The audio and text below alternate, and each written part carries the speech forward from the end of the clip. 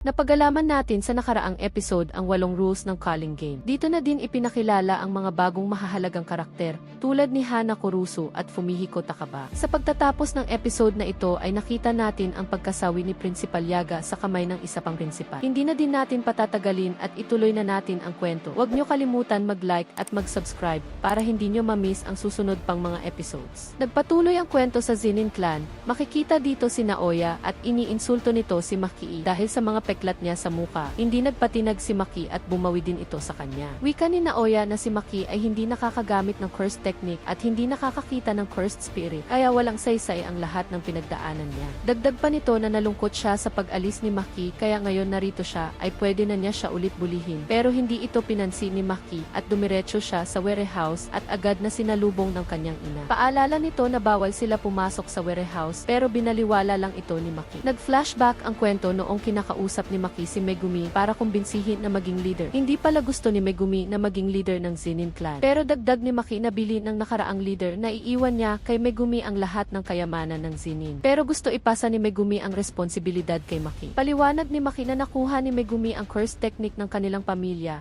Nakakagawa na din siya ng dumain at kaibigan siya ni Gojo, kaya siya lamang ang nararapat dito. Dagdag pa ni Maki na kung siya ay hindi pa siya handa. Dahil hindi pa siya makagawa ng lugar kung saan nababagay ang kanyang kapatid. Dito na nagseryoso si Megumi at sinabing naiintindihan na niya. Bumalik na ang kwento sa warehouse, biglang sumigaw ng sobrang lakas ang kanyang ina. Tanong nito na bakit laging ganto si Maki. Malamig na bili nito na bigyan naman siya ni Maki ng rason para sumaya sa pagsilang niya sa kanya. Dito na nga pumasok si Maki sa warehouse. At laking gulat niya nang bumuwad sa kanya ang kanyang ama. Na tila ba ito ay talagang inaasahan siyang dumating. Nagsalita ito na wala ng kahit isang curse tool dito. Sa gilid nito makikita si May na nanghihina na nagagalit si May sa pagpunta ng kapatid niya dito. Hindi makapaniwala si Maki sa kanyang nasasaksihan. Samantala pumunta naman ang kwento kila Naoya. Kausap niya dito ang isa pang elite ng Zenin Clan na si Jinichi Zenin. Nagagalit ito sa paglabas ni Naoya para hanapin si Megumi. Masyado siyang padalos-dalos kaya nababagay si Megumi maging clan leader. Marami ding maimpluwensyang tao ang boto kay Megumi dahil kaibigan nito si Gojo. Pero tulad niya ayaw din niya na iasa kay Megumi ang future ng kanilang clan. Subalit may magandang relasyon na nabuo si Megumi sa leader ng Kamo Clan. Kaya hindi maganda kung kayo nila papaslangin si Megumi dahil masisira ang reputasyon ng Zenin Clan. Paalala nito na sinusubukan nila Megumi na palayain si Gojo sa seal. Pero dahil nagkaroon na ng sentence kay Gojo na isa siya sa may kasalanan sa Shibuya incident, kaya ang sino mang magpapalaya sa kanya sa seal ay ituturing na kriminal ito ang gagamitin nilang advantage. Dito nila papaslangin sila Megumi,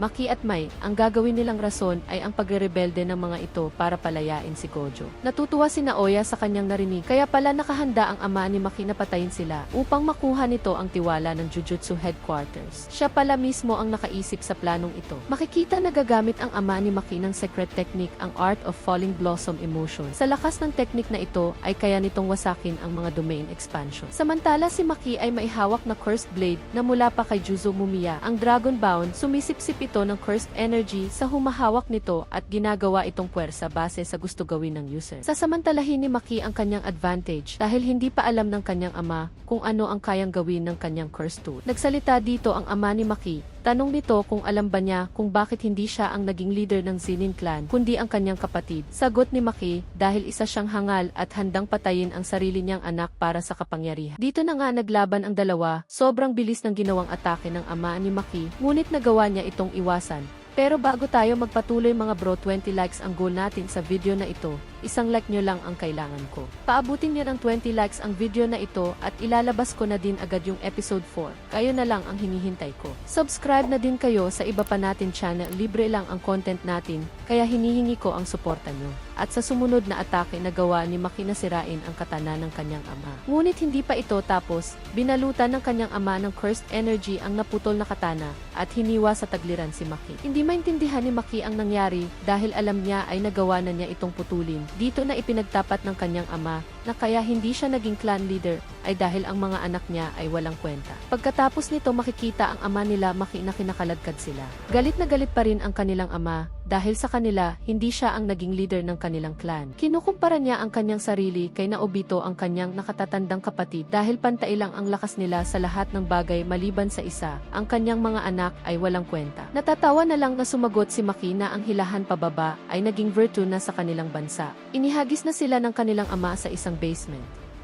Paliwanag nito na dati ang lugar na ito ay isang training and punishing room. Mayroon ditong grade 2 curse level pababa sa kasalukuyan, hindi pa sila lumalabas dahil natatakot sila sa kanya. Pero sa oras na umalis siya dito ay kakanin silang dalawa ng mga ito. Dismayado ito kay Maki dahil kahit may maganda siyang pisikal na lakas, sila ay mga sorcerer at nagsasanay sila para palakasin ang kanilang cursed energy. Dito na namaalam ang kanilang ama.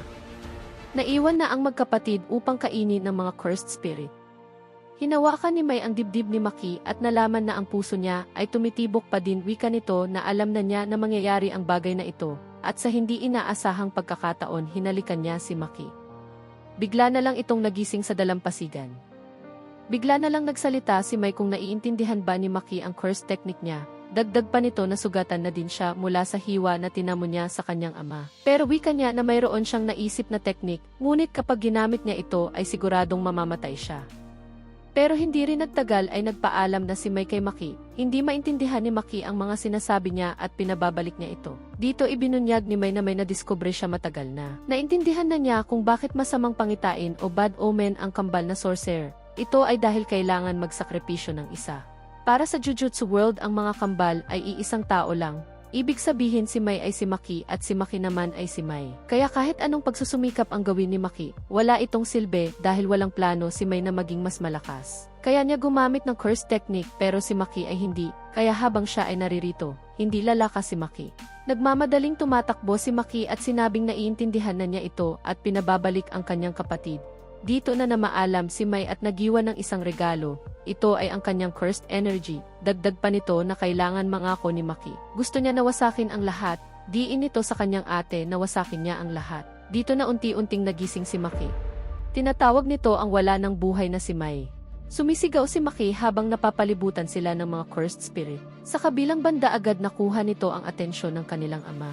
Nakaramdam ito ng nakatatakot ng cursed energy. Nagtataka din siya dahil nawala ang lahat ng cursed spirit dito. Batid niya na nakakaramdam ang kanyang katawan ng bagay na matagal na niyang gusto kalimutan.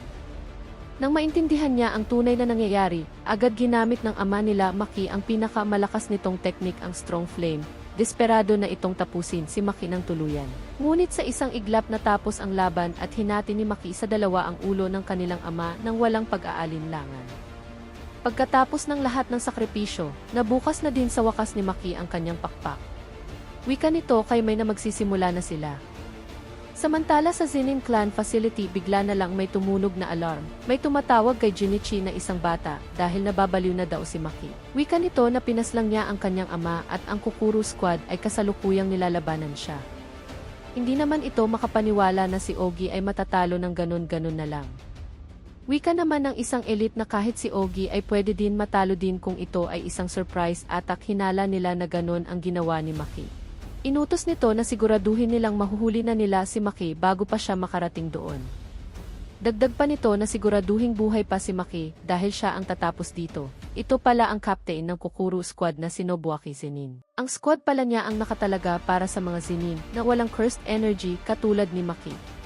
Papunta na ang mga ito sa lugar kung nasaan si Maki at agad siyang pinalibutan.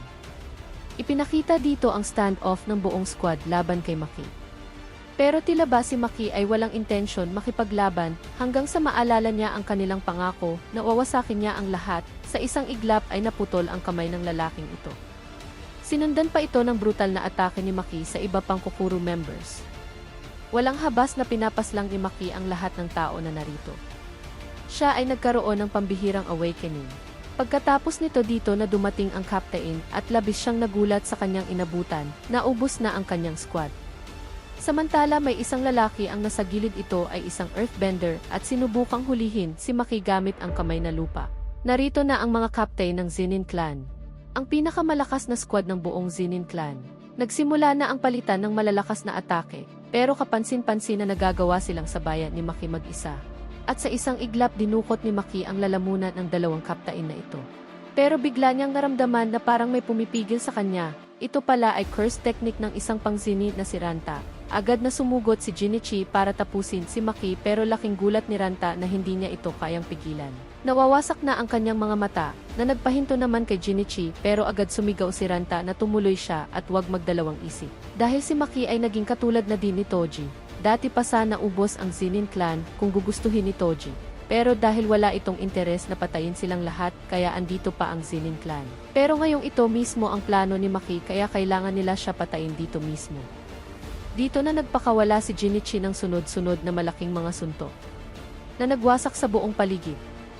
Tanong ni Ranta na ngayon ay bulag na kung nagawa ba ito ni Jinichi, pero makikita natin na hawak-hawak ni Maki ang ulo nito. Dumating na din dito si Naoya at tinanong si Maki kung may puso ba siya. Sagot naman nito na wala na dahil kinuha na ito ng kanyang ama. Ipinakita dito si Naoya, noong siya ay bata pa. Masyado itong kumpiyansa na siya ay isang genius at siya ang magiging susunod na clan leader. Ngunit mayroon isang palpak sa Zenin clan na walang kahit anong cursed energy at ito nga si Toji. Dito na nga nagsimula ang laban ni Maki at Naoya.